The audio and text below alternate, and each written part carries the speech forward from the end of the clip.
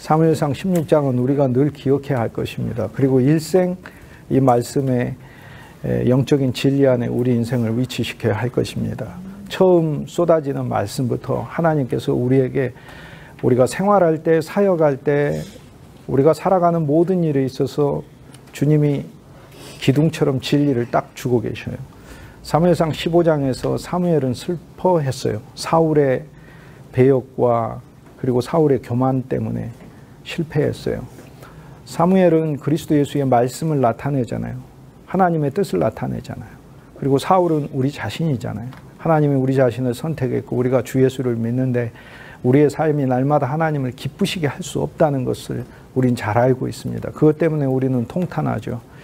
우리는 항상 주일날 기도할 때 이렇게 기도하는 것 같아요. 말씀대로 한 주일 동안 살지 못했다 그러는데 그 하나만 한 소리예요. 말씀대로 어떻게 사람이 삽니까? 말씀은 하늘처럼 높고 하나님의 속성은 너무나 지엄하고 거룩한데 인간이 어떻게 말씀을 따라 삽니까? 말씀을 따라 산다는 것을 우리가 자세히 생각하면요. 우리가 그런 이제 기도를 할 때 그 기도를 하는 선한 의도는 알고 있습니다만 진리가 짧기 때문에 우리가 그런 그 짧은 인식 속에 머무르는 경우가 많습니다. 첫째, 말씀은 너무 높아서 우리가 따라갈 수가 없어요. 그분은 하늘이고 우리는 땅이고 그런데 어떻게 따라갑니까?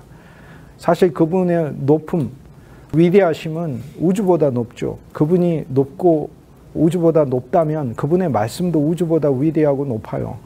그런데 우리가 우주를 여행 못하는 거예요. 빛의 속도로 달려도 우리는 우주를 다 여행 못해요. 그런데 우리가 비단에 있지도 않는데 어떻게 하나님의 뜻으로 살 수 있겠어요? 그래서 사실 하나님의 말씀을 따라 산다고 우리가 이야기를 하고 결심하지만 그 결심 자체가 사울에게 나타나는 현상을 그대로 경험하게 되는 결심이다. 이렇게 얘기할 수 있습니다. 하나님의 말씀은 살아있잖아요. 그래서 말씀을 따라가는 게 아니고 말씀이 우리를 견인해 가는 것이죠. 강력하게 이끌고 가는 것이죠. 그러면 우리는 무슨 체험이 필요한가? 아, 말씀이 능력이고 말씀이 영이고 말씀이 생명이라 말씀이 우리를 끌고 가는 체험이 우리에게 필요한 것이고 그 말씀이 우리에게 찾아와서 그 말씀이 우리를 깨우치게 하는 역사가 필요하다는 것을 우리가 봐야 하는 거죠. 단순히 말씀을 우리가 따라가는 그 삶은 사울의 현상밖에 안 나타난다 그겁니다. 사무엘상 16장은 사무엘이 그 앞장에서 사울을 찾아갔는데 사울을 찾아가 질책하는 이야기였죠. 그런데 사울은 사무엘이 찾아낸 사람이 아니라 사울이 사무엘을 찾아갔습니다. 그래서 왕권을 수여받았죠. 이것은 오늘날 우리가 주 예수 그리스도를 믿어 우리가 의지적으로 주님을 사랑하고 좋아하여 처음 예수님을 믿어서 우리가 사울과 같은 왕권을 받았지만 우리가 소망하는 바대로 우리의 신앙생활을 하지 못하고 있는 우리 모습을 알려줘요. 그런데 사무엘상 16장에는 사무엘이 다윗을 찾아갑니다. 다윗은 알지도 못하고 다윗이 속해 있는 이새의 가문도 알지도 못합니다. 그러나 사무엘이 찾아가서 기름을 붓고 하나님의 지금을 말씀해 줍니다. 그렇다면 오늘 우리들은 내가 말씀을 따라간다는 삶보다도 더 높은 차원의 하나님의 역사가 내게 있구나. 하나님 말씀이 내게 임해야 하는 것이구나. 하나님 말씀이 내게 찾아와야 하는 것이구나. 하나님 말씀이 나를 사로잡아야 하는 것이구나 라는 거죠. 한 주일 동안 말씀대로 살지 못했다라는 것을 한탄하는 것보다 더 좋은 기도는 주님 말씀이 나를 사로잡아 주옵소서. 주님 말씀이 능력이라 주님 말씀이 나를 이끌어가 주옵소서. 우리가 믿음으로 산다고 그러잖아요. 믿음은 전체적으로 확대하면 그리스도가 일하시고 그리스도가 말씀을 통해서 오늘 우리들에게 그분의 역사를 펼치신다는 말씀 자체에 대한 믿음도 우리가 이야기하는 믿음의 가장 중요한 성격이다. 이렇게 얘기할 수 있습니다. 사무엘상 16장 처음 시작하면서 이렇게 얘기하죠. 언제까지 슬퍼할 것이냐. 언제까지 슬퍼할 것인데 언제까지 가정 문제로 슬퍼하고 언제까지 자신 문제로 슬퍼하고 언제까지 사역 문제로 슬퍼하고 언제까지 슬퍼할 것인데 사실 우리는 한 면에서 사무엘상 15장에 사무엘이 사울을 다시는 만나지 아니하더라라는 말씀 속에서 잔인함을 보는 게 아니고요. 하나님의 새로운 뜻을 우리는 볼 필요가 있어요. 바울조차도 그리스도 예수를 내가 육체로 알기를 원치 아니하노라라고 얘기를 했어요. 우리는 사랑하는 주 예수님조차도 육체 안에서 만나고 역사 안에서 만나고 또 과거의 사건 안에서 만나고 지식 안에서 만나는 차원을 뛰어넘어 사무엘이 다윗을 찾아와서 새로운 직임과 새로운 사람으로 시작하듯 하나님의 말씀과 그분의 역사 속에는 나를 향하신 이런 놀랍고 새로운 일들이 언제나 있음을 우리는 진실로 믿어야 하는 것이죠. 그리스도 예수의 역사는 우리가 생각하는 것 이상으로 무궁무진해요. 우리는 전에 주님을 알았고 은사도 체험했고 성령도 받았고 말씀의 많은 은혜도 받았고 사명도 받았고 말씀을 통해서 주님의 뜻을 늘 깨닫습니다. 그런데 우리는 사무엘상 16장 본질적으로 뿔에 기름이 가득 부어져서 다윗에게 부어졌듯이 오늘 우리 자신과 우리 자신 속에 있는 그리스도에게 가득 부어졌음을 보고 그리스도 안에서 정말 놀라운 비밀의 신앙이 또 있다. 나를 향한 하나님께서 갖고 계시는 비밀의 계획이 또 있다. 내 인생이 나를 슬퍼하고 한탄하고 사는 그 차원을 넘어선 하나님께서 원하시는 그 삶이 또 있다라는 것을 우리가 볼 필요가 있는 것이죠. 어느 때까지 슬퍼하겠느냐라는 그 말씀을 우리가 주님 안에서 늘 기억해야 합니다. 이 말씀은 우리가 슬퍼할 수밖에 없고 우리들의 삶이 절망할 수밖에 없지만 주님께서는 우리 자신을 보면 그런 삶으로 살 수밖에 없다는 것을 주님 말씀하고 있어요. 그러므로 어느 때까지 너는 너 자신을 슬퍼하면서 사는 신앙생활을 하겠느냐. 이제는 새로운 그리스도를 만나 새로운 그리스도 안에서 그 새로운 그리스도로 인하여 소망을 갖고 그 그리스도와 함께 그리스도의 기름 부음이라고 하죠. 기름 부음은 그분의 성령을 우리 안에 부어주시는 거잖아요. 그분의 성령 우리 안에 부어주시는 건 그분이 우리 육체나 우리 몸이나 우리가 가진 재능이나 지식을 그렇게까지 그분이 절대적으로 사용하시겠다는 뜻을 말씀하는 게 아니잖아요. 아, 그분의 본질이 나에게 부어져서 그분이 일을 하시겠구나라는 걸 알려주고 계시는 거죠. 언젠가는 우리의 신앙 안에서 이제 자기 자신 안에 빠져있는 신앙에 단절이 오고 더 이상 나는 나의 일로 인하여 슬퍼하고 나의 일로 인하여 내가 한탄하고 하는 그런 자리에서 일어나 하나님의 말씀을 새로 만나야 하는 거예요. 사무엘상 16장에서 너무 감사한 아름다운 말씀이 있거든요. 하나님이 베들레헴에 사는 이새에게 가서 그 아들 중에서 내가 택한 이를 나를 위하여 택한 이에게 기름을 부어라 라고 얘기를 하시죠. 그런데 사무엘이 이새에게 갑니다. 베들레헴에 가죠. 그때 갈 때 이새가 뭐라고 이야기를 하죠? 좋은 일로 오시나이까 라고 얘기하죠. 히브리어 원문에 보면은 샬롬으로 오시냐고 그렇게 얘기해요.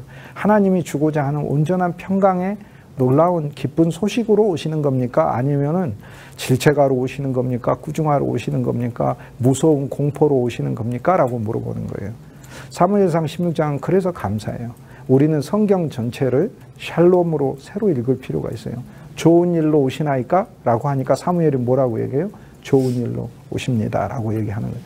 우리는 우리 자신을 보면 슬픔과 한탄과 탄식이 나오죠. 그리고 우리 자신을 보면 오라 나는 공고한 자로다. 누가 나를 이 사망의 몸에서 건져내랴. 라고 로마서 7장의 마지막 절 바로 앞절에 있는 귀절까지만 고백하는 거예요. 그런데 가장 마지막 절에는 거기서 끝나는 게 아니라 그러므로 우리 주 예수 그리스도께 감사하리로다. 이제 나한테는 소망이 없으니까 감사한 거다 이 말이에요. 그분이 기름을 나한테 부으셨다는 것은 나 자신으로 살게 하셨다는 뜻이 아니라 내 안에 그리스도가 사시고 그리스도의 영을 통해서 일하신다는 걸 알려주시는 말씀 아니에요. 우리는 사무엘상 16장을 통해 성경과 하나님의 뜻과 나에게 다가오신 예수 그리스도에 대해서 다시 한번 이 질문을 진짜 복음 안에서 해야 돼요. 주님은 나에게 좋은 일로 오셨나이까? 그때 사무엘이 뭐라고요? 좋은 일로 왔다 라고 얘기를 하는 거죠. 그걸 정말 깨달을 필요가 있어요.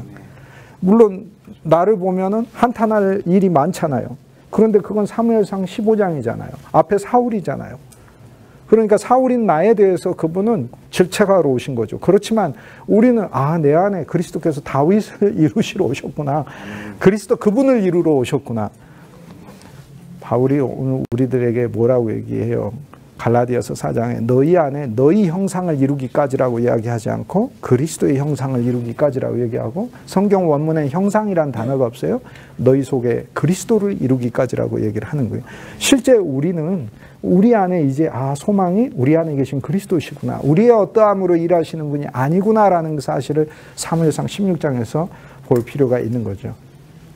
사무엘상 16장에는 하나님의 말씀을 처음에는 우리가 슬픔으로 누립니다. 그리스도를 슬픔으로 누리죠. 그러나 그 슬픔으로 누리는 가운데 주님께서 하나님의 말씀을 평강으로 누리고 하나님의 말씀을 기쁜 소식으로 누리라고 얘기를 하는 거예요.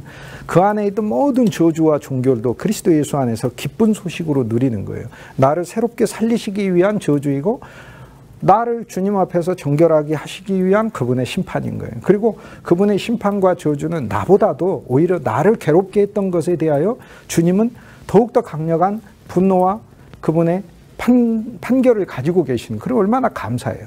그분은 나에 대해서만도 심판하시는 게 아니라 주님은 이스라엘에 대해서만 심판하신 게 아니라니까. 이스라엘이 범죄하여 바벨론이 이스라엘을 공격하자 주님은 바벨론에 대해서는 몇 배로 갚으시는 분이시라고.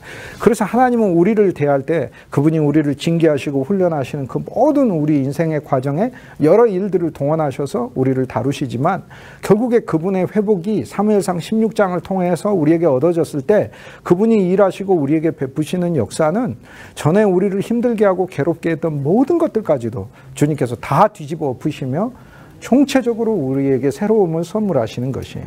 사무엘상 16장에서 우리는 슬픔으로 말씀을 누리는 법에서 평강으로 말씀을 누리는 것을 보게 되고, 양뿔에다가 기름을 채워서 다윗에게 붓는데 하나님의 말씀을 양의 뿔로 누릴 필요가 있어요.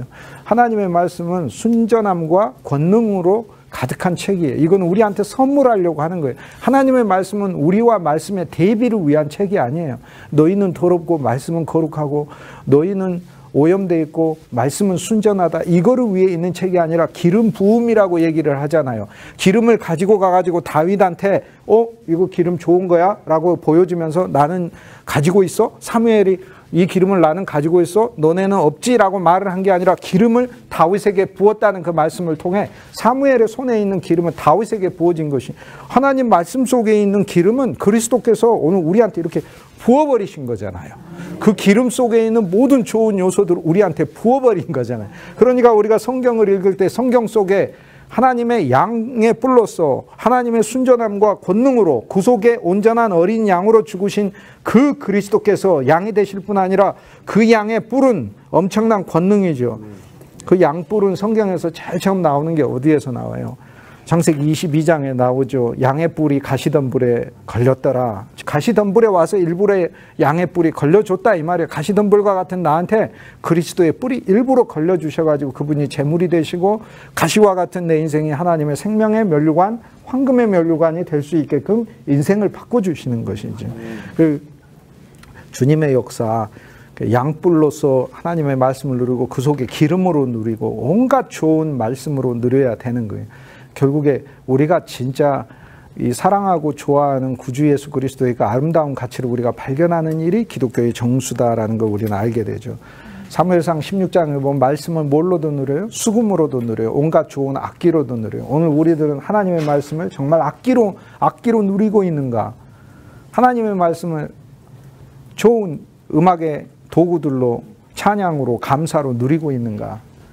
이게 이제 사무엘상 16장에서 그리스도의 말씀을 우리가 누리는 법에 대해서 이야기를 해줍니다. 사무엘상 16장에는 두 왕이 기름 부음 받아서 존재하는 것을 보여주죠. 사울은요 분명히 기름 부음 받았어요. 하나님께서 버렸다라고 얘기를 하시고 그를 패하기로 하셨다 하지만 즉시 패하지 않으셔요. 하나님 즉시 패하지 않습니다. 왜 그렇습니까? 다윗이 자라나야 하니까. 또 왜 그렇습니까? 하나님의 약속이 신실하니까 그래요. 하나님은 사울에 대한 하나님의 약속이 있어. 그리고 하나님의 절대적인 율법의 선포가 있고 판단이 있어. 내가 사울을 패한다. 그러나 하나님은 처음에 사울을 세우시고 사울을 사랑하시고 사울을 왕으로 세우셨던 그분만의 목적이 있어요. 그 목적은 목적대로 가는 거고 사울을 심판하시고 내리시는 하나님의 선고는 선고대로 가는 거예요. 여기서 뭐가 부딪히는 것을 볼 수 있어요. 사울에 대한 하나님의 뜻이 계속 서 있고 사울에 대한 하나님의 긍휼이 계속 서 있어요. 그러니까 사무엘도 보내는 것이고 나중에 이 다윗도 성장시키는데 다윗의 첫 번째 사역이 누구를 위한 사역이에요? 사울을 위한 사역이에요. 사울을 위한 사역이에요. 사울이 다윗을 미워하는 걸 하나님 모르십니까? 미래를 모르십니까? 전혀 그렇지 않아요. 그런데 하나님은 이 다윗이 이스라엘 백성 가운데서 왕으로 자라나기까지 상당 기간 동안은 사울을 위한 인물로서 사울이 성장하게끔 해요. 그리고 나서 하나님이 왕으로 세우시긴 하지만 이미 하나님은 기름 부으시면서 여기에서 하나님께서는 다윗이 내 마음에 합한 자의 왕이다라고 하셨어요. 사무엘상 16장에서 우리는 두 왕을 발견해요. 하나는 사울 왕이고 하나는 다윗 왕인 거예요. 이건 신앙에서 어쩔 수 없는 과도기예요. 그러므로 우리 자신에 대해서 너무 절망할 필요는 없어요. 절망을 만약 하실 거면 완전히 절망해서 소망이 없다는 사실을 알고 무엇에만 소망이 있다? 우리 안에 계신 그리스도에게만 소망이 있다라는 사실을 알면 돼요. 사실 무엇에든지 우리가 이 진리의 원칙을 적용하면 너무나 감사하고 좋아요. 신앙생활을 하다가도 성도들도 마찬가지인 거예요. 사람의 소망을 가지고 성도는 목회자예요. 목회자는 성도에게 또 지도자에게 소망을 갖고 기대를 가지면 실망하게 됐어요. 우리 안에 있는 그리스도에게만 우리는 소망을 갖는 거예요. 우리는 자녀들에 대해서도 마찬가지예요. 우리는 부모들에 대해서도 마찬가지고 우리는 우리를 좋아하고 우리를 한때 도와줬던 우리의 은인들에 대해서도 마찬가지예요. 사실 그 감사함은 언제나 유지하고 살고 그들에 대한 하나님께 대한 나의 축복의 중보와 그들을 위한 나의 기도는 끝이지 않아야 하는 거지만 기본적으로 우리는 사람을 신뢰하고 사는 사람들이 아니다. 우리 안에 있는 그리스도를 신뢰하고 사는 사람들이라는 거예요. 하나님께서는 이 두 왕의 시대가 있다는 것을 알려줘요. 신앙생활이라는 것은요. 단순간에 그리스도처럼 완전히 거룩해지고 온전해지는 길이 있다? 거짓입니다. 없습니다. 하나님의 말씀이 우리에게 생명으로 경험돼서 하나님이 주시는 그 기쁨은 어마어마하고 놀라워요. 그런데 이 생명의 신비함은 일생 동안 그분의 비밀과 보화를 우리로 하여금 발견하게 하신 거예요. 내가 그리스도를 더 알면 우리 하나님의 생명이 우리에게 와서 나와 여러분이 그리스도를 알면 더 알수록 우리는 느껴지는 게 뭐냐면 내가 알고 있는 그리스도는 진짜 그리스도의 그 풍성, 그 본질에 비하면 그리고 그 정체에 비하면 얼마나 적을까라는 것을 알게 되는 거죠. 그리고 주여 내가 주님을 더 알게 해주십시오. 주님이 얼마나 더 아름답고 주님이 얼마나 더 능력이 있고 주님이 얼마나 위대한지 더 알게 해주십시오.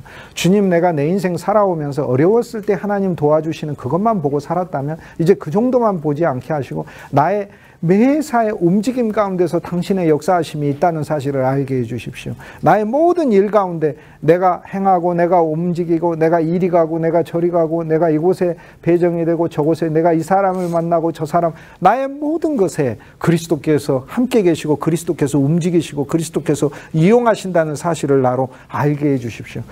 우리 눈이 그것을 보게 된다면 만물 속에 만물의 충만을 관장하고 계시는 그리스도, 만물 속에 충만이 있는 그 그리스도가 우리 삶을 그렇게 붙들고 있다는 사실을 알면 우리는 우리 주위에서 일어나는 일 때문에 그렇게까지 낙담하고 절망할 것이 아니고 하나님을 향해도 소망을 두는 일이 생겨날 것이고 그리고 세상을 보는 우리의 눈이 훨씬 더 하나님 안에서 평강을 누리고 그분의 관점 아래서 그분의 사역을 위한 존재로서 우리 자신을 인식할 수 있게 되는 거겠죠. 하나님의 말씀이 사무엘상 16장에서 가르쳐주는 이 기본적인 진리가 바로 그것이에요. 그리스도에 있는 이 두 과정을 거쳐요. 생명의 그리스도 때문에 정말 기쁘지만 그 진리가 우리에게 깨닫게 해주는 것은 사울로서 왕권을 받은 우리가 얼마나 놀라운 왕권을 받았나. 그런데 이 왕권이 어찌 보면 한 면에서 나한테 너무 버거워서 가정에서 나이가 아버지로서 어머니로서 너무 버거워, 사역자로서 너무 버거워, 지도자로서 너무 버거워, 제대로 수행할 수가 없는 육신이구나라는 것을 깨닫는 거예요. 그럼에도 불구하고 하나님의 긍휼이 이런 사울에 대해서 서 있다라는 것을 보여주고 다윗이 왕으로 세워지면서 다윗의 첫 번째 역할은 사울을 돕는 것이다라는, 여기 두 왕이 세워졌는데 이 두 왕은 처음부터 끝까지 치고받고 싸우는 왕이 아닙니다. 성경에 어디에 다윗과 사울이 처음부터 치고받고 싸운다고 나옵니까? 그러지 않습니다. 엄밀히 이야기하면 다윗은 끝까지 사울과 싸우지를 않습니다. 사울이 스스로 패퇴하는 거고 사울의 죽음도 블레셋과의 싸움에서 죽은 것이 되는 것이죠. 하나님께서 다윗을 두셔서 하신 일을 자세히 보면 계속해서 사울을 돕고 있어요. 16장에서는 악령에 들린 사울에게 가가지고 사울을 위로하고 권면하고 악신을 쫓아내주는, 찬양하고 하나님을 신뢰하는 내용의 아름다운 시와 노래들을 사울 앞에서 이야기, 결국에 다윗이 왕으로 기름 부음 받아가지고 한 첫 번째 일은 사울을 섬기는 일이에요. 그 다음에 사울의 사위가 되는 일이에요. 사울의 장수가 되는 일이에요. 사울의 가문의 사람이 되는 일을 계속해서 사울에게 있었던 그 문제, 블레셋이라고 왕이면서도 블레셋 하나 해결하지 못해라는 그 문제는 다윗에 의해서 하나님께서 해결하게 하시잖아요. 근데 그 다윗이 다른 사람이 아니고 사울의 사위다 이 말이에요. 하나님께서 우리에게 두 왕을 두셨어요. 이 두 왕인데 하나는 우리 자신이 왕이고 하나는 우리 주 예수 그리스도가 왕이에요. 이러한 중간기의 시기는 그리스도인이 일생 동안 경험하는 것이다. 그러므로 자기 자신의 부족함과 자기 자신의 미숙에 빠져가지고 신앙을 한탄하면서 사는 게 아니라 그 시간이 있으면 구주 예수를 더 찬송하고 구주 예수를 더 좋아하고 구주 예수를 더 배워가는 것. 다윗은 자라나요. 자라나서 어느 시기까지 나를 섬기고 어느 시기에는 완전히 그분의 왕권을 행사하시는 거예요. 우리는 그 일을 소망하면서 주님께 우리 인생을 맡긴 것이죠. 그러니 얼마나 감사해. 내 안에 왕으로 오신 그리스도. 우리 안에서 다윗이 자라고 있다는 사실에 대하여 감사한 거죠. 우리 안에 다윗이 자라고 있으니 사울로서 내 자신의 왕국을 위한 일을 하기 위해 내가 주님을 믿었다면 이제는 주님을 위해 주님을 믿게 하시는구나. 왜냐하면 다윗을 세울 때 주님 뭐라고 말씀하셨어요? 나를 위하여 내가 택한 자에게 기름을 부으라고 주님이 나를 위한 자라고 얘기를 하셨어요. 사울은 주님이 우리에게 왕권을 주셨는데 우리를 위한 것이었어요. 우리가 왕 된 건 주님이 우리를 위한 것이에요. 그런데 다윗이 왕이 된 건 주님이 주님 당신을 위한 것이라고 얘기해요. 그러면 우리가 우리를 위한 왕은 악한 것이냐? 악한 것은 아니에요. 왜 악한 겁니까? 우리가 우리를 위해 사는데. 그건 악한 것이 아니죠. 악한 것이 아니지만 우리의 존재의 목적은 그것이 아니었다는 거예요. 우리의 존재의 목적은 그리스도를 위한 것이었다고 성경이 말을 하니까 우리가 우리를 위하는 게 악한 것은 아니고 본성대로 나오는 우리의 습성이고 삶이겠지만 목적을 성취하는 게 아니라는 것을 성경이 보여주면서 결코 행복이 있을 수 없을 것이라는 걸 알려주는 거예요. 우리가 우리를 위하면 행복이 없는 거죠. 왜냐하면 우리의 목적은 그리스도를 위한 것이니까 우리의 행복은 본질상 목적이 성취됐을 때 우리의 존재는 행복을 느끼게 돼 있는 거거든요. 그러니까 우리가 그리스도를 위해 살 때 우리에는 진짜 참 행복을 느끼게 돼 있는 거죠. 우리가 우리를 위해 살면 더 이상 행복이 있는 것이 아니다. 하나님께서 내 안에 다윗을 성장시키시고 내 안에 있는 이 다윗은 예수 그리스도 안에서 새로운 생명이요, 새로운 믿음이요, 새로운 생활이다라는 것을 보여주고 있죠. 그 새로운 생활은 다윗에 속한 생활이라는 거예요. 환란이 있어도 어려움이 있어도. 그리고 이 다윗의 사역은 사울과 같은 자를 섬기는 거지 않습니까? 사울과 같은 자. 그런데 여기 보면 섬기는 것 같지만 믿음은 누구에게 있어요? 다윗에게 있죠. 찬송이 누구에게 있어요? 다윗에게 있죠. 승리가 누구에게 있어요? 다윗에게 있죠. 기름 부음이 있잖아요. 기름 부음이 하나님의 영이, 즉 그리스도 그분이 그리스도라는 말이 기름이라는 뜻 아니에요. 예수 그리스도란 말은 예수 기름이라는 말과 같은 말이에요. 기름을 부었다는 건데 기름을 부어서 예수님이 기름 부음 받은 거 모릅니까? 그런데 그분과 우리가 연합되었으니 그분의 기름으로 우리는 범벅이 돼가지고 우리도 그분의 기름 부음 아래 우리도 같이 함께 들어있게 되는 것이지요. 베들레헴 사람 이새에게 가서 그의 아들 중에서 기름을 부어라 라고 말씀하셨어요. 그의 아들 중에서 한 왕을 보았느니라 라고 해요. 그래서 이제 이새에게 보냅니다. 이새에게 보내는 말씀 속에서 우리는 하나님의 뜻이 사울인 우리이지만 이새에게서 난 어떤 한 존재에게 하나님의 왕을 세우려고 하신다라는 걸 보여줘요. 이새는 육신으로 하면은 보아스의 손자잖아요. 룻과 보아스의 손자잖아요. 여기에서 하나님은 신실하게 룻과 보아스의 믿음, 이새의 뿌리가 룻과 보아스잖아요. 뿌리가. 그런데 룻과 보아스도 거기에서 그치는 게 아니라 올라가 보면 아브라함과 이삭과 야곱이잖아요. 아브라함과 이삭과 야곱에서 더 올라가면 하나님이잖아요. 하나님께서는 이새에게서 어느 한 베들레헴 사람 이새에게서 왕을 세운다라고 얘기를 해서 이 말씀을 통해 주님께서 오늘 우리들이 그리스도 예수를 믿는 신앙생활 가운데 주님께서 베들레헴에 나신 우리 주 예수 그리스도를 우리 인생의 구체적인 왕으로 세우셨다는 사실을 알려주고 있는, 우리는 그분이 우주의 왕이시란 사실을 잘 알거든요. 그런데 그분이 우리 가문과 내 인생을 위한 왕이란 사실에 대해서는 우리가 그 점을 잘 인식 못하고 사는, 그분은 진짜 내 삶에 대한 왕이셔요. 내 삶을 통치하시고 내 삶을 관장하시고. 그래서 하나님께서는 오늘 사무엘상 16장 말씀을 통해 우리 한 사람 개인을 위해서 하나님께서 베들레헴 사람, 베들레헴에서 난 이새의 아들이니까 이새의 아들인 우리 주 예수 그리스도를 나타내는 거죠. 다윗이지만 다윗도 모형이잖아요. 우리 주 예수 그리스도 오늘 우리에게 주님께서 우리의 왕으로 우리의 개인적인 모든 삶과 우리의 개인적인 모든 인생을 통하여 하나님께 영광을 올려드리고자 하는 우리 인생의 모든 사역에 대하여 그분이 왕으로 오시도록, 그리고 그 과도기에는 우리를 섬기도록 이분을 선택하셨다라는 사실을 보여줘요. 우리는 사무엘상 16장에서 버리셨다는 말씀을 하신 하나님이 사울에 대하여 이처럼 긍휼을 가지고 계시고 다윗을 선택해서 사울을 섬기게 하신 사건을 봅니다.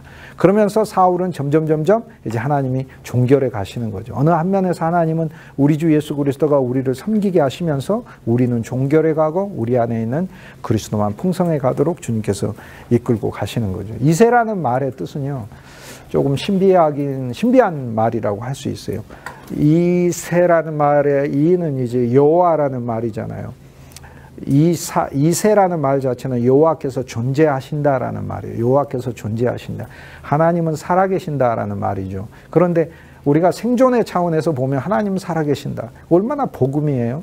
하나님이 안 살아계신다면 우리가 얼마나 세상이 그냥 있어서 돌아간다면 우리는 세상 중에서 정말 불쌍한 자가, 그러나 하나님이 살아계시니까 우리가 때로는 억울한 일을 당해도 하나님이 살아계시고 우리가 고난을 당해도 하나님이 살아계시니까, 이 하나님은 우리를 위한 하나님이시니까 얼마나 감사. 하나님 살아계시다. 그런데 하나님 살아계신다는 이세라는 말의 본뜻은 하나님의 본질을 가리켜요. 왜냐하면 하나님은 살아계신다 해서 하나님의 살아계심은 사람의 살아계심을 뛰어넘는 하나님의 생명을 나타내요.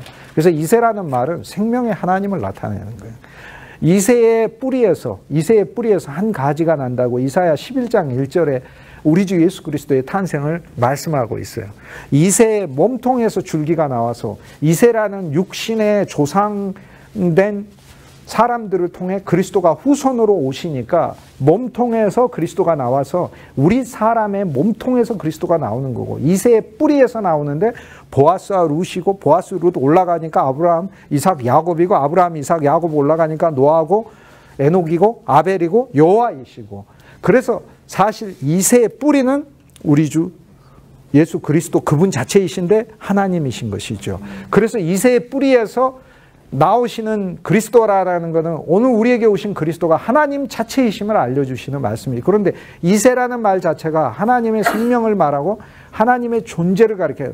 나는 이다라는 뜻이에요. 그러니까 하나님의 모든 존재 되심, 하나님의 모든 존재 되심. 히브리서 11장에서 제가 전에 여러분에게 교통해드린 말씀인데, 하나님께 나오는 자는 하나님이 살아계심과 하나님이 상 주시는 자이심을 믿어요. 하나님은 살아계심이다. 이제는 적어도 제 수업에 있는 분들은 그 귀절을 그런 수준에서 이해하는 데서 한 발짝 나가고, 원문을 보면 하나님은 이다이심을 믿어야 할지니라. 하나님은 모든 것에 이다예요. 이다라는 말은 존재한, 하나님은 진짜 존재인 거예요. 우리들 다 껍데기고 그분만이 존재고, 돈도 다 껍데기고 그분만이 참돈이고, 명예도 다 껍데기고 그분만이 명예이고, 권력도 다 껍데기고 그분만이 권력이고, 음식도 다 껍데기고 그분만이 진짜 음식이라는 거예요. 그분이 진짜 음식이면 물질적 음식이 부족해도 나는 진짜 풍성한 것이죠. 여호와는 내게 목자 되시고 부족함이 없으시고, 이걸 우리가 언제나 고백할 수 있어요. 그분만이 진짜 이다라는 거예요. 외로울 때 그분이 친구이고, 괴로울 때 그분이 위로이고, 공포가 오고 무서움이 올 때 그분이 내 방패이시고, 산성이시고, 요새이시고, 대적이 쳐들어올 때 그분이 내 무기이시고, 다윗이 외적을 피해서, 대적들을 피해서 산성으로 숨어들었고, 다윗과 함께한 용사들이 다윗을 지키고 있었죠. 그들이 불침범도 쓰고 있고, 그런 다윗이 뭐라고 얘기해요? 이들이 진짜 자기를 위해서 수고해주고 그러죠. 그런데 이들 때문에 내가 산다라고 인간적인 감사도 표해요. 그런데 한 면에서 뭐라고 이야기해요? 하나님이 진짜 내 요새시요, 하나님이 내 산성이요, 하나님이 내 방패요. 방패를 들고 싸워도 하나님이 내 방패라고 얘기하고, 물매 실력이 아무리 뛰어나도 너는 칼과 창과 탄창으로 나아오거냐, 나는 물맷돌로 너한테 나아간다, 이렇게 얘기하지 않고 나는 하나님의 이름으로 하나님이 무기인 거예요. 그러니까 칼과 창과 탄창이 그에게 있다면 나한테는 물매가 있다가 아니고, 우리가 객관적으로 보면 물매가 있는 거예요. 돌 5개가 있고. 그러나 주관적으로 다윗은 뭐라고 고백하면, 주관적 믿음은 나 무기? 하나님의 이름이 무기야, 주 예수가 이름이 무기야 라고 얘기를 하고 있는 거죠. 오늘 우리들이 그리스도 예수 안에서 이 다윗의 믿음이 나는 이다인 것을 다 다 보여주는 믿음인 거죠. 그래서 우리는 시편을 보면서 시편에서 무한한 이다를 발견해요. 여호와는 진짜 이다예요. 존재예요. 여호와는 등불이고 컴컴해도 등불이고, 여호와는 정말 아무 것이 없어도 우리 소망이고, 여호와는 목자이셔요. 여호와는 우리 푸른 초장이고, 여호와는 우리 상이시고, 여호와는 우리 원수를 갚아주시는 분이시고, 여호와는 우리 친구이시고. 나는 이다. 이새의 이름의 뜻은 하나님의 본성을 가리키는데 모든 존재의 존재가 되시는 것을 알려주는 이름이다. 그리스도가 이새의 뿌리에서 나왔다라는 말은 그리스도가 이 땅에 이런 존재로 오셨다라는 것을 이야기를 합니다. 언제까지 슬퍼하겠느냐? 양각에다가, 양의 뿔에다가 기름을 채워 다윗을 세워라라고 얘기를 해요. 오늘 우리들의 사역이 사무엘로서 하나님 말씀을 가지고 사역하다 보면 우리 자신도 그렇고, 우리가 사역의 대상으로 삼고 있는 우리의 가족들이나 우리의 교우들이나 이웃들이나 많은 사람들을 볼 때, 아, 다윗이 양육되는 것 같고 사울이 양육되지 않고 이러면 얼마나 좋겠어. 그런데 우리는 정반대로 느껴지는 것 같아. 내가 양육하는 게 사울들을 가장 많이 양육하는 것 같아. 우리 교인들 다 사울이고 아말렉 소리하고 있고 아가왕도 숨겨놓고 있고 같이 나와 둘이서 친구해가지고, 그러니까 장로님이 아가왕인지 사울인지 모를 정도가 돼 있는 것이죠. 그런데 우리 하나님의 사역자들은 우리들도 마찬가지인 거죠. 우리들도. 왜냐하면 아각의 문제는 아각의 문제가 별개로 있는 것 같지만 사울의 문제였으니까. 결국에 아말렉의 문제는 아말렉만의 독립적인 문제가 아니고 사울의 문제인 것이죠. 하나님께서 사무엘상 16장 전체를 통해서 오늘 우리들의 신앙에 대해서 완전히 그리스도 예수 안에서 새롭게 가야 한다는 사실을 알려줘요. 이새의 뿌리에서 신앙을 시작하라는 거예요. 그리스도 예수가 모든 것이다라는 신앙 아래서 새로 시작하라고 얘기해요. 오늘 우리 사역자들이, 오늘 우리들이 왜 많은 사울들을 양육하는 신앙에 그치고 있는가? 조금 하나님의 은혜를 알게 하고 그들의 삶 가운데서 환란에 그 암몬 족속도 이기게 하고 블레셋 족속도 이기게 하고 아말렉도 조금 이기게 했는데 왜 하나님의 사역에 대적하는 일들이 일어나는가? 오늘 우리는 다윗이 자라나고 있는 것에 대해 소망을 가져야 될 필요가 있다. 그들에게 사울도 있지만 다윗도 자라나고, 나한테 사울도 있지만 나한테 다윗도 자라나고. 그런데 이것은 비전을 갖는 거거든요. 즉 주님의 일이 나한테서 이 일이 일어나고 있다는 것을 우리도 믿음 안에서, 오직 의인은 믿음으로 사니까 우리도 이 일을 믿는 것이고, 우리들도 사역하면서 주께서 이 일들을 행하고 계신다는 믿음 안에서 사는 거죠. 예수님의 사역을요, 사복음서 안에서만 보면 예수님은 베드로, 야고보, 요한, 마태, 토마, 빌립, 나다나엘 전부 다 사울만 양육하신 것 같은 생각이 가득 들어요. 예수님의 사역은 처음부터 끝까지 사울 왕만 다 키우신 것 같아요. 그런데 사도행전에 봤더니 사울 왕이 아니고 다윗보다도 훨씬 더 위대한 기름 부음을 받은 하나님의 성령으로, 성령의 충만에다 육신을 자랑하지 않는다는 거 아니에요. 자기 안에 있는 예수 그리스도를 더 좋아한다는 거 아니에요. 육신의 기질과 육신이 가지고 있는 능력에, 또 육신이 가진 연약함에 거기에 매여가지고 열등감 내고 거기에 상처받아가지고 그거를 표현하는 그런 삶이 아니라는 거잖아요. 하나님의 영이 그에게 부어졌다고 얘기를 했으니, 하나님께서 주신 새 마음을 새 생명 안에서 누리면서 사는 신앙생활을 오늘 사무엘상 16장 우리에게 소개해 주죠. 여기 사역자의 자세가 있어요. 언제까지 그 상태에서 슬퍼할 것이냐라고 이야기를 하시는 거예요. 이제는 양각 그리스도의 권능의 뿔을 가지고 나아가서 그 권능의 뿔에 기름을 가지고, 오늘 우리들의 사역은 예수 그리스도의 영을, 예수 그리스도의 생명의 영을, 예수 그리스도의 은혜의 영을 붓는 자들이 되는 것이죠. 이것이 필요한 사역이다. 그래서 좌절하거나 절망하지 말고 양각 그리스도의 권능을 누리고, 그리고 다윗을 찾아 다윗에게, 주님께서 알려주시잖아요. 다윗을 자기가 찾으려고 할 필요도 없어. 하나님의 섭리와 역사 속에서 사무엘에게 저절로 알려주는 거죠. 사무엘조차도 여기에서 보면 사람은 외모로 판단했다는 사실을 알 수 있잖아요. 이것은 우리가 하나님 말씀을 읽을 때 우리가 아무리 신실한 그리스도인이라 하더라도 자기의 삶을 자기가 재단할 수 없고 정확히 알 수 없고, 다른 사람의 신앙과 상태에 대해서도 우리가 생각하고 있는 그 관점 아래서 머물지 않는다는 것을 가르쳐요. 저는요, 너무나 하나님이 역전시키는 것을 많이 봐서 난 도저히 인간관계를 믿을 수가 없다는 사실, 그 결론에 이르렀어요. 그렇게 친한데 멀어지고, 그렇게 멀어졌는데 친해지고, 원수가 어디 있고 그러면 친구가 어디 있는 거예요.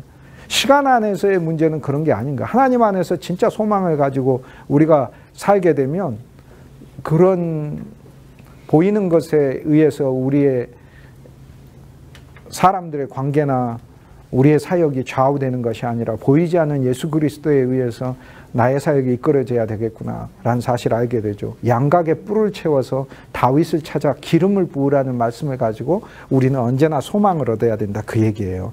그래서 제가 사무엘상 16장은 성경에서 제일 좋아하는 장이라고 얘기를 한다니까요. 사역하면서 수년 동안 주님 안에서 생명의 교제 안에, 생명 안에서 함께 만나서 나도 사울되고 그들도 사울되고 수많은 사람들이 사울되고 12년 동안 사울되고 그랬어요. 그러나 사울로 끝나버리는 것에 대해서 언제까지 슬퍼하겠느냐 얘기하시오. 주님은 진짜 다윗을 그들 안에서 자라나게 하고 계셔요. 그거를 통해 감사한다는 거죠. 주님 반드시 다윗을 우리 가운데서 자라나게 하시고 여러분이 사역하고 있는 여러분의 그 사역지 안에서도, 여러분의 가정 안에서도, 교회 안에서도 하나님은 다윗을 진짜 자라나게 하고 계시는 거예요. 그런 슬퍼하지 말고 언제나 양각에다가 기름을 가득 부어가지고 그리스도의 권능을 가지고 나아가는 거예요. 양각과 기름이라고 이야기하고 다윗을 찾는, 다윗이라는 이름의 뜻은 사랑받는 자라는 거거든요. 8명의 아들 중에서 7은 거절되고 8번째 아들 다윗을 하나님이 선택하는, 그 선택한 목적은 뜻이 너무나 많이 있죠. 여러 가지가 있죠. 그런데 여기에서 우리가 하나 알아야 되고 그 이름이 사랑인 거예요. 사랑. 하나님은 사실 사랑 안에서 우리를 선택하고 싶으신 거예요.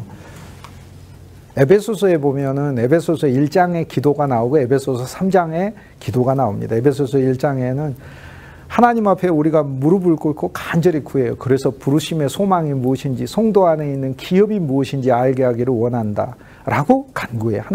하나님이 나를 부르신 그 부르심과 그 부르심에 내가 앞으로 바라봐야 될 소망이 무엇인지 알게 해주시고, 하나님이 나에게 주고자 하시는 하나님의 기업이 무엇인지 하나님 나로 알게 해주시오 라고 기도해요. 그 다음 뭐를 알게 해달라고 하냐면 그 유명한 하나님의 능력의, 위력의, 역사하심의 위대함, 강력함을 알게 해달라고. 그러니까 사중으로 막 언어를 쓴다. 하나님의 능력의 위력이 있고 위력이 역사하고 있고 이 역사심이 강력하다는 것을 나로 깨닫게 해달라고 기도하고 있다는 거죠.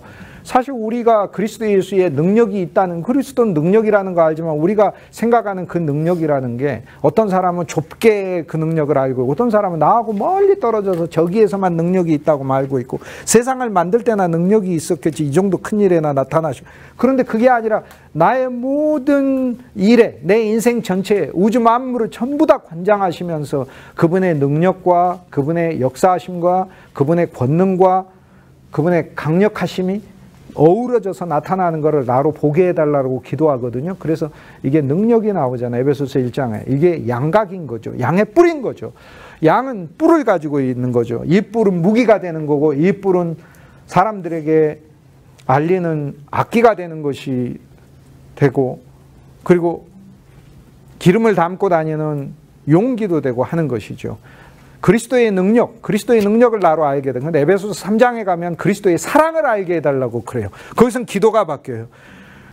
에베소서 3장에 가면은 우리로 하여금 우리 속사람을 강건하게 하셔서, 그러니까 1장의 그 강력함으로 무엇을 알게 해달라고 그러냐면 측량할 수 없는 그리스도 예수의 사랑을 알게 해달라고 그래요. 그 사랑이 너비, 길이, 높이, 깊이가 어떠한지를 깨닫게 해달라고 그래요. 1장에서는 우리는 능력을 알고 3장에서는 그의 사랑을 알게 해달라고 기도하는 것이죠. 오늘 우리는 양각에다가 기름을 채워가지고 다윗, 하나님께서 사랑하는 자를 선택하시는데, 이것은 오늘 우리에게 무엇을 얘기해요? 오늘 하나님께서는 사랑하는 자를 선택하신다는 거예요. 사랑하려고 하는 자를 선택하신다는 말씀이에요. 사랑할 뿐 아니라 사랑하려고 하는 자, 하나님과 사랑의 관계로 믿고자 하는 자를 하나님은 선택하시려고 한다는 거죠.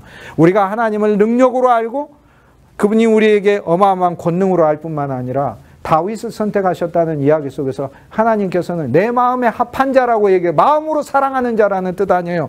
마음으로 합한 자라는 건 외적인 기준만 이야기하는 것 아니지 않습니까? 하나님이 가지고 있는 마음속으로 생각해 놓은 기준만 말하는 게 아니라 마음이 합해졌다는 거 아니에요. 그의 마음과 나의 마음은 합해졌다는 거 아니에요. 마음이 합해진 걸 사랑이라고 부르는 것이죠.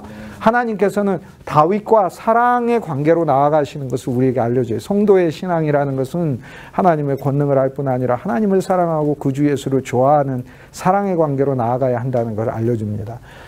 사무엘이 여호와의 말씀을 가지고 이새에게 나아가려고 할 때 사울이 이를 알면 나를 죽이려 하나이다 라고 얘기를 해요.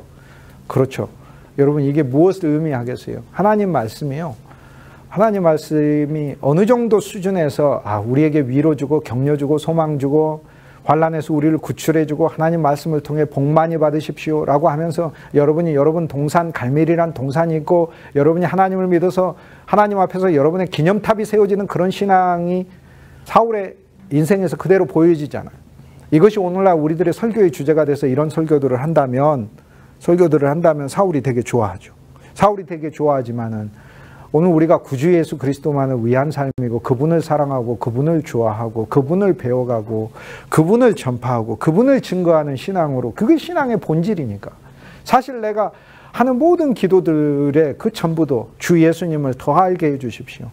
우리 자녀들의 삶이 형통하게 해주십시오. 사실 그건 굉장히 짧아요. 그 안에 다 포함되어 있어. 그 다음은 우리 자녀들이 그리스도를 알게 해주시고 내 주위에 있는 모든 사람들이 구주 예수를 더 좋아하게 해주시고 내 주위에 있는 사역자들도 구주 예수만 증거하게 해주시고 쓸데없는 예화들이나 세상에 있는 어떤 지식이나 철학이나 그런 별 도움도 안 되는 애굽의 술사들과 같은 이야기들로 하나님 말씀을 대체하려고 하지 말고 그리스도 그분을 더 알게 해주시고 그분을 더 소망 그것도 그리스도를 알고 소망한다고 할 때 우리 노력으로 그분을 찾아가 보겠다고 하는 그런 시도의 그리스도가 아니라 그분이 사무엘이 다윗에게 찾아오시듯 새로운 그리스도 찾아온 그리스도 다윗이 뭘 알아 그냥 불러나왔는데 자기한테 갑자기 기름을 부었는데 이 그리스도를 만나셔야 된다 그 얘기예요. 우리는 사울의 왕권은 쉽게 이해가 가요. 암나기를 잃어버려가지고 아버지 나기를 찾으려고 가가지고 애써서 수고해서 기도원에서 나무 뿌리 뽑아보려고 아니면 금식해보려고 은혜 받으려고 해가지고 지금 은혜 받을 때라고 말씀 나와 있으니까 은혜 받으려고 해가서 가가지고 은혜 받으려고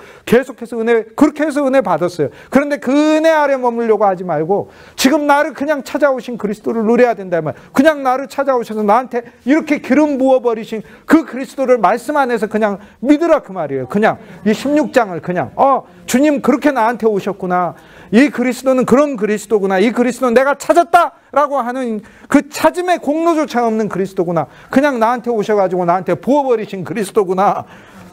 그 그리스도를 누려야 한다는 거예요. 그 안에 복음이 있고 비밀이 있고 하나님의 사랑이 있다는 것이죠. 내가 하나님을 찾았던 그것이 나와 여러분이 만약에 진짜 수고를 해서 하나님을 찾으면 우리는 수고의 전파자가 되는 거예요. 수고의 전파자. 내가 엄청나게 금식을 해가지고 하나님의 뜻을 알았다면 그 다음은 금식의 전파자가 되는 거예요. 그런데 오늘 말씀해 보니까 다윗을 만나서 그냥 부었잖아. 그냥 부은 은혜의 그리스도를 만나고 하나님의 섭리의 그리스도를 만나고 아무 근거도 없고 아무 의미도 없는 인생에게 그냥 찾아와서 부으시는 이 그리스도를 만나면 오늘 우리들의 입은 이 그리스도를 증거하고 전파하게 되는 거죠. 은혜의 그리스도를 전파할 수밖에 없는 것이죠. 사울이 이를 알면 사무엘을 죽인다라는 이야기는 뭘 이야기하냐면 영적인 의미가 이 얘기잖아요. 우리가 사울의 왕권을 가지고 할 때 우리가 예수님 뭐라고 나로 인하여 실족하지 않는 자는 복이 있도다 했어요. 그런데 예수님도 우리를 실족시켜요. 근데 실족하지 말라고 했어요. 그럼 예수님도 연자맥돌 메고 죽어야 되지. 예수님 십자가에서 죽으셨어. 더 큰 형벌을 받으셨다고. 그래서 사실 예수님도 우리를 실족하게 하셔가지고 예수님도 죽으신 거예요. 그러니까. 예수님도 우리를 실족하게 하셨잖아. 예수님 제자들이 얼마나 실족했어요. 예수님 따라다니면 부자 될 줄 알았고 예수님 처음에는 물고기 잘 잡게 해주시더니 그 다음부터 점점 물고기에 별로 관심이 없으시고 사람들을 데리고 다니시더니 가는 곳마다 병자를 고치시고 환호도 받으시고 그러는데 이상하게 다니면 다닐수록 머리 둘 곳도 없고 가난해진다고 그러시고 십자가에서 죽으신다고 그러시고 예수님의 제자 공동체는 더 위험에 처하는 것 같고 제자들 시험 당했잖아요. 그리고 환난 가운데 처하게 되자 전부 다 예수님을 버리고 도망간 거 아닙니까? 오늘 말씀을 이렇게 보면서 예수님은 우리를 시험하게 하는 것 같아요. 우리가 하나님을 믿는 것이 사울로서 나의 왕권을 유지시키기 위해서 믿는 것이 아니고, 말씀을 이렇게 보면서 그리스도 예수 그분만을 위한 것이 내 인생이다라는 사실을 사울이라는 존재가 스스로 알았을 때는 신앙을 포기한다, 그 얘기를 가리키는 거예요. 안 믿어버리려고 한다는 거예요. 안 믿어버리려고 한다. 그래서 하나님 뭐라고 얘기하시면 이것은 사울이 모르게 하는 일이다라고 얘기를 해요. 사울이 모르게, 나와 여러분도 모르게요. 신비한 일이 하나 일어났어요. 나와 여러분이 육신에 연약하면, 우리가 하나님 사랑하잖아요, 사울로서. 그런데 나와 여러분도 모르는 가운데 다윗이 왕으로 세워졌다는 사실이 있다는 거예요. 너무 감사해요. 그런데 그 가운데서 송아지를 잡으라고 해요.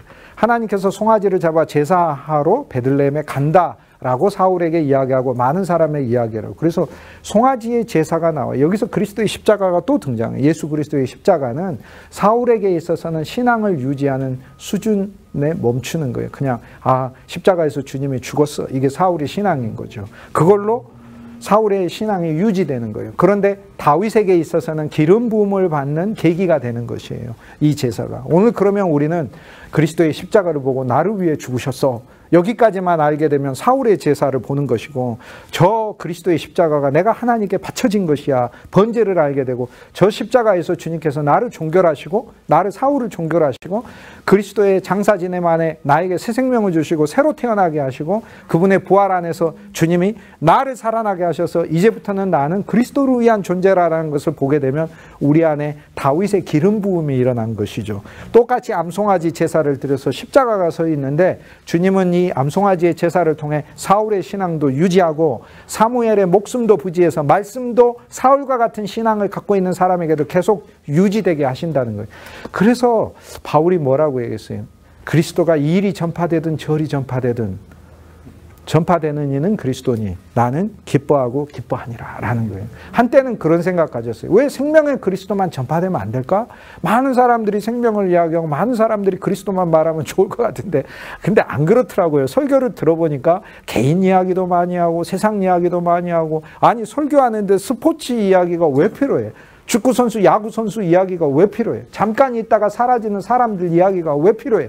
우리가 그런 세상에 어떤 성공을 내는 그런 게 아니잖아요. 그런 노력의 이야기가 사실 왜 필요해? 그런 교장 선생님 훈화로도 충분해. 진짜 설교라는 것은 그런 것이 아니잖아요. 그리스도를 증거하고 전파. 그런데 가끔 그런 생각했어요.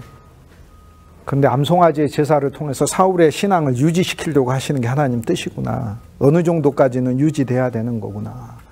암송아지의 제사를 통해서 하나님 말씀인 사무엘도 유지되고 사울의 신앙도 유지되는 것이구나. 그런데 거기에서 오늘 우리들은 사무엘에 대한 태도와 신앙을 유지시켜서 사울을 더 죄짓게 만들지 않고, 암송아지 제사를 통해 선지자 사무엘은 하나님께 제사 드리는 자다. 예수님은 우리를 위해 죽으셨다.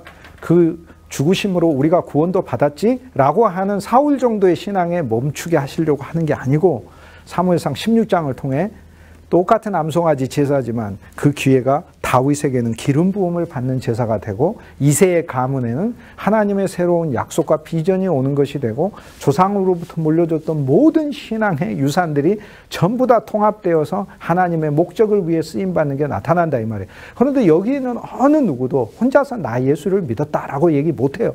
다 우리들 역시 우리들 믿음의 선조가 있고 우리들 믿음의 뿌리들이 있단 말이에요. 그런데 오늘 우리들에게는 각자, 우리에게는 오벳도 있었고 룻도 있었고 우리들에게는 베레스도 있었고 다말도 있었어. 우리 조상에 다 여러분과 나의 조상들에게 그 모든 것이 합력하여 오늘 이 시기를 사는, 이 시기가 시간으로만 그치지 않고 영원을 살고, 우리가 기왕의 세상을 사는데 시간만 알고 사는 게 아니라 하나님의 영원한 생명을 아는 놀라운 복음 안에 들어왔으니까 그 비전을 가지고 내 이전에 있었던 믿음의 모든 사람들의 그 유산과 진리와 그들의 헌신이 다 통합되어 내 삶 가운데서 하나님께서 놀랍게 역사하시기를 소망한다면 그게 이새에게 다윗이 나온 것이다 라고 얘기를 할 수 있는 것이죠. 그리고 얼마나 감사합니까? 이 일들이. 송아지 제사를 가지고 똑같은 송아지 제사 안에서 어떤 사울과 같은 신앙은 이거밖에 못 보는 거고 다윗의 신앙은 더 보는 것을 우리는 알 수 있어요. 그러나 하나님께서는 어찌됐든 사무엘이라는 선지자, 즉 말씀이 보존되기를 원하시니까 오늘날에 하락한 모습이 있어도 그래도 구주 예수를 조금이라도 말한다 할지라도 어쨌든 주님을 증거하고 전파하고 찬양하는 모든 하나님의 종들을 인하여 우리는 하나님 앞에 감사할 수밖에 없다라는 거죠. 아들들을 불러냈는데 사무엘이 이렇게 아들 제일 처음에 엘리압이 오고 아비나답이 오고 그 다음에 삼마라는 아들이 세 아들이 와요. 8아들 중에서 7아들이 오죠. 처음에 세 아들의 이름은 나와 있어요. 그럼 역대기에 가면 이제 7아들의 이름들이 다 나옵니다. 그런데 첫 번째 엘리압을 데려왔을 때 제사에 이제 베들레헴에 제사를 드리는데 이새의 가문 보고 오라고 해요. 이새의 가문이 오죠. 그 오늘날 우리들이 이새의 가문이잖아요. 예수 그리스도, 우리의 모든 것 대신 예수 그리스도의 후손들이고 아들들이잖아요. 아들들인데 오늘 우리가 엘리압으로 이렇게 왔다라고 하는 이야기, 엘리압이라면 하나님은 나의 아버지라는 거예요. 하나님이 나의 아버지라는 신앙을 가지고 사는 것을 의미를 해요. 그러면 놀라운 신앙 아닌가? 엄청난 신앙이죠. 하나님은 아버지로 믿으니까. 그런데 성경에 보니까 예수님이 요한복음 5장에 뭐라고 말씀을 계속해서 아버지가 하는 일을 아들이 한다고 말씀하셨어요. 아버지를 믿으니 아들을 믿으라고 했고, 아버지가 아들에게 모든 일을 맡겨서 아들이 행한다 그러고, 아버지에게 생명이 있는 것 같이 아들에게 생명이 있나니 아들을 믿는 자에게 생명이 있느니라라고 말씀하셨어요. 이제는 엘리압을 선택하신 게 아니다라는 이야기는 무엇을 이야기하냐면 영적인 의미에 있어서는 우리 주 하나님이 아버지다라는 신앙, 본격적으로 하나님의 아버지인 구약의 그 신앙에서 아들 대신 예수 그리스도를 보내서 사랑의 관계 속에서 하나님이 세상을 이처럼 사랑하사 그 아들을 보내셨으니, 즉 다윗을 통해서 하나님께서 그 아들을 믿게 하시는 신앙으로 우리를 옮기셨다는 것을 이야기해요.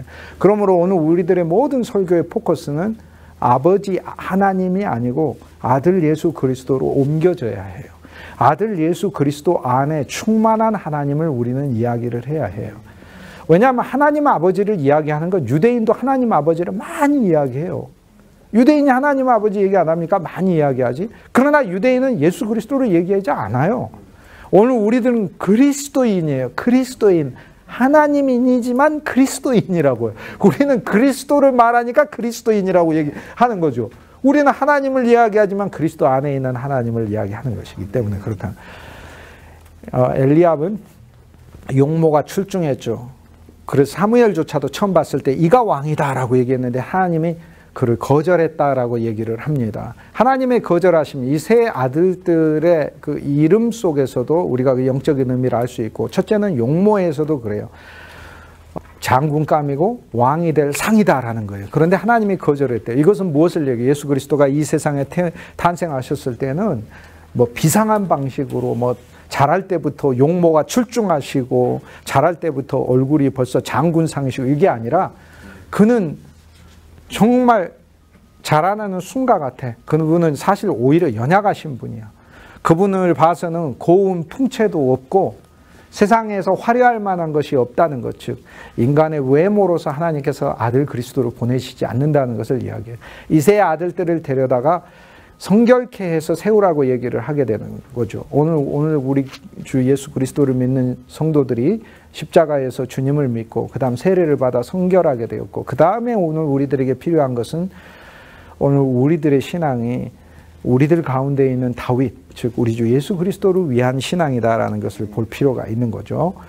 엘리압이 거절되는 것을 통해서 하나님께서는 그리스도가 오실 때 외모의 출중함으로 오시는 것이 아니다라는 것을 약한 존재로 종으로서 오시는 것을 알려주고 있는 것이고, 아버지의 신앙을 알려주시기 위해 온 게 아니라 아들로서 이 땅에 와서 아들의 삶과 신앙을 우리에게 주고자 해서 오신다는 걸 알려준 거죠. 아버지가 너 왜 아버지의 뜻을 안 따라? 이렇게 구약에서 이야기를 했다면 신약에서는 그분이 아들로 오셔서 아들의 신앙으로 아들이 보내져서 아들이 오늘 우리들의 모든 대표가 되고 우리들을 포함하여 하나님의 뜻에 순종한 온전한 공로를 세우시고 그 공로 안에서 우리 인생을 운영해 가시겠다라는 놀라운 복음을 선포해 주셨으니 이 어떠한 감사한 일인가라는 것이죠. 두 번째 아들 아비나답은 아버지의 고귀함이에요. 아버지의 고귀함 안에 머무는 것, 그것만 배우는 신앙이 아니라는 거예요. 우리는 하나님이 높고 하나님의 위대함을 안다는 거죠. 그런데 거기에 그치는 게 아니라 다윗, 즉 하나님께서 원하시는 사랑의 관계의 아들을 선택하는 거죠. 세 번째, 삼마라는 이름의 뜻은 높다라는 뜻이에요. 놀랍다, 높다, 막 그런 뜻이에요. 경이롭다라는 뜻이에요. 오늘날 많은 사람들이 하나님을 믿을 때 경이로운 하나님, 기적의 하나님을 추구해요.